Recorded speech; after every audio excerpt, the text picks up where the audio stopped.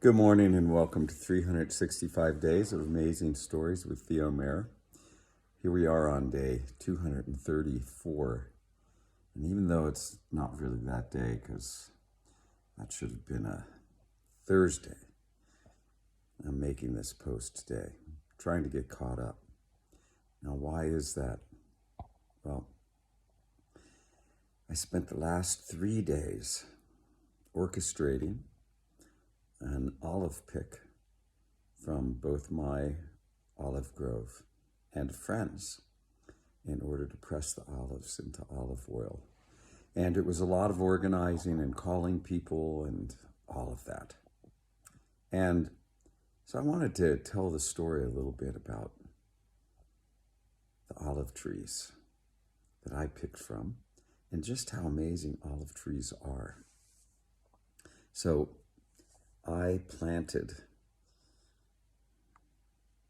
originally 15 olive trees on a bare piece of ground that was west and south facing on this property, and a few different varieties. My pronunciation might not be right, but Lucino, Frantoio, and Merino, Tuscan varieties of olives that blended together make a superb olive oil.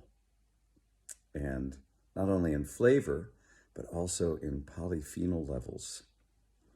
Trees are an amazing thing, and olive trees have especially gained my respect, and I'm in awe so often of how powerful they are to grow in and through all kinds of conditions.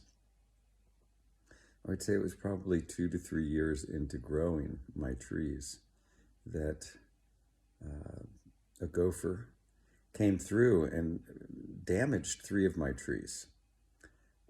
2 of them, the gopher girdled, ate all the way around the bark of the tree, so that the cambium layer, which keeps the tree alive, was eaten through, meaning that the tree couldn't provide the life force to go from the roots up into the branches that had already grown. One of the trees, I mounded dirt up onto it so that the still live part of the tree was completely buried, but then also the part that had been eaten through was completely buried, and the part above it, in hopes that it would root from there, which it did. And this tree now has got a trunk diameter of probably 9 or 10 inches, and it's really a solid, strong tree. Another one, I grafted pieces of live cambium with the bark to go across the wounded part of the tree, the part that had been eaten, and taped it up and painted it so no air could get in, and that tree healed itself. And then the third tree was only partially eaten through. I left it alone, and it was able to grow itself back into a tree as well. All of those trees bear a lot of fruit right now. So I live in a place where the conditions seem to be ideal for olive trees. And they are truly remarkable. I don't water my trees at all. I'm up at 2,700 feet. I am in proximity to the ocean, about 4.5 miles away. And that proximity seems to have a lot to do with not having to water the trees. Other people that I know that live inland in California, they have to irrigate their trees in order to have fruit that is decent at all. And I don't do that, and I have incredibly beautiful fruit every other year. So olive trees are biannual, meaning they bear fruit in abundance every other year. And there's so much that's just remarkable about them. One is that ability to just be strong and stay healthy and alive in an environment that is not so inviting. Um, a second thing is just how their life cycle works. So olives only grow on branches that are 2 years old. So that means branches the first year are going to have no fruit on them. And then as the second year, they will. Pruning becomes a very important thing to keep a tree lively, healthy, and to have fruit. When's the best time to graft? In the springtime. March, April, when the winter rains have stopped, when it's warming up, when days are warmer, to keep any kind of infection or mold from getting into the tree during those warmer, drier days. If I were to prune the trees in the wintertime with the rains and the cold, the damp, it allows infection to set into the tree much more easily. What else? Well, there is a problem for a lot of growers, especially down in Carmel Valley, a lot of people in a lot of places in California, lower elevations. There's a fruit fly that gets into your olive, ruins it basically. The larva eats through the meat of the olive, and you can still press it into oil, but you're also pressing larvas into your oil as well. I have a friend that has about 100 trees at 1,100 feet, and he has a real hard time with those flies. You can disrupt them using, pheromone blockers and things that disrupt their reproductive cycle, but they're hard to get rid of, for sure, and they do damage a lot of fruit.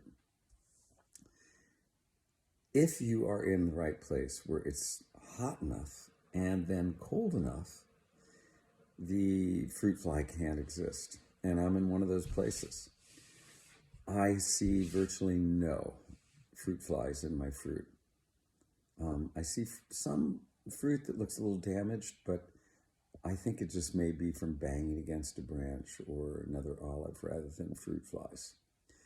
The other thing that is amazing, again, since they're biannual, if there are no olives every other year, which is never quite the case, it really interrupts that insect's ability to propagate its species year by year. If there's only olives every other year, those fruit flies have to come from somewhere far away in order to get there. This has been a bumper crop for olives because last year we had a lot of rain. And so, interestingly, much of California, with people who have olive trees, they've had these incredibly huge crops of olives. And the places where you take your olives to be pressed, they're working well into the wee hours of the morning in order to get all the olives that are coming in worked up into oil. In some later videos, I show the process and the machines that are used to grind the olives and then press them or make them into oil. There's not really a pressing that happens. It's more of a spinning of this mash that is ground up pits and the meat of the olive, and where the oil comes from. So 2007 is when I planted my olive trees. Here it is, 2023. That's 16 years of growth. And I have had at least 6 harvests for olive oil from these trees. So it's just an amazing thing to plant a small tree that's only about 3 feet high. And, this many years later, I have trees that are 20 feet high and produce such an abundance of fruit. It is boggling. this isn't just true of olive trees. When you plant a tree, it tends to be a long-term endeavor. If you can get it to a point where it can manage on its own without irrigation, it's kind of a cool thing. I did the same thing with a lot of fruit trees. I planted them in 2007, and you never know what you're going to get in a year, but I have enjoyed some of the most delicious fruit through the years because of these trees. And it's not only delicious fruit, but it's right here on the property. It's not transported by, vehicles. It doesn't require any fossil fuel input in order to have the fruit. And it's pure. I know that nothing has been sprayed on those trees, on those fruits. You can go right out and just pick them off the tree and eat them. And it supports the local wildlife as well. They eat a lot of the fruit too. So planting trees is kind of a great thing to do, I think, wherever you are. It is a worthwhile thing to put in some trees. It's a commitment to the future, really. It's an offering to the future. And it doesn't only nourish us, but it also nourishes an incredible amount of wildlife. Okay, I will be sharing other videos about our olive pick after this one. I'd suggest you tune in, and I'll also be trying to tell some stories about how important growing trees can be. All the gifts they give. Okay, have a good rest of your day. Thanks for joining.